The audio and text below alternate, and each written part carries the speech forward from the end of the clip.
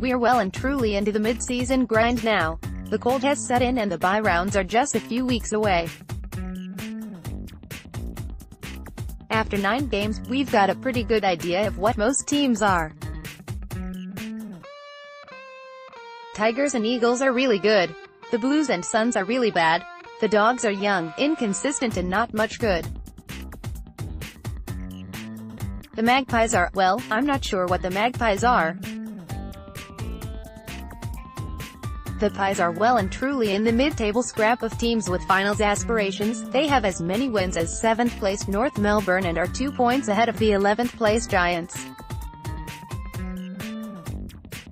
Collingwood's most impressive performance of the season was undoubtedly their 8-goal hammering of the Crows at Adelaide Oval. Jordan De Goey, photo by Daniel Kalish, Getty Images. They also impressed for 3 quarters against the Tigers before getting steamrolled in the final term and losing by 7 goals. Their other 4 wins are against Carlton, Essendon, Brisbane and St Kilda. Ho-hum.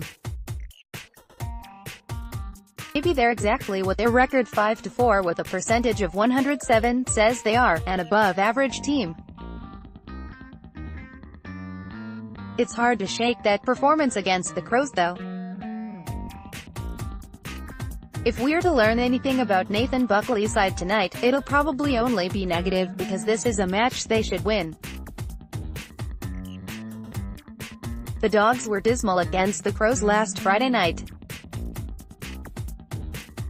They didn't adapt at all well to the conditions and wasted their chances in front of goal, something that's become a common occurrence for the 2016 Premiers.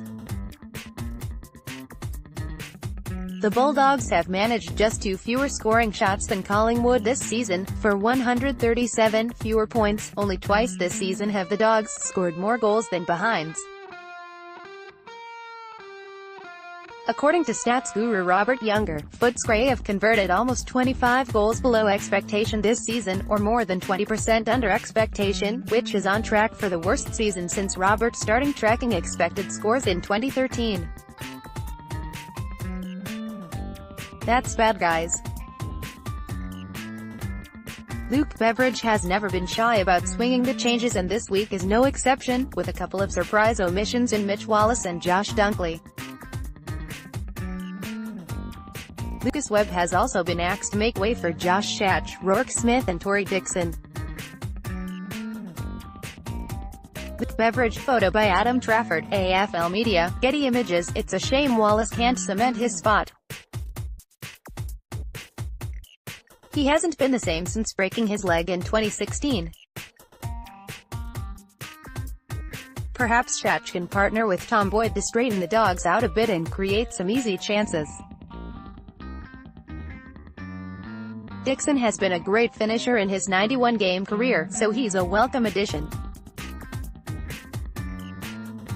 It'll be a test of the Dogs' tall forwards as well as their ball movement to generate quality shots.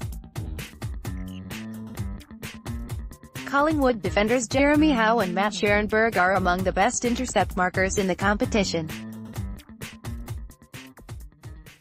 The Magpies are ranked 4th this season for marks conceded in their defense of 50, thanks in no small part to that pair. At the other end of the ground, the Pies are relying on a collection of versatile mid-sized forwards. Jordan De Goey, 15 goals in just 6 games, is enjoying a breakout season and coming off a 6-goal haul against the Saints only a couple of weeks after bagging 5 against the Lions. He looks like a new and improved version of former Dog Jake Stringer. Last year's number 6 pick Jayden Stevenson has also impressed with 12 games from his first 9 games. That would be enough to lead the Bulldogs goal-kicking, and Will Hoskin Elliott, 15, and Josh Thomas, 13, have been terrific contributors.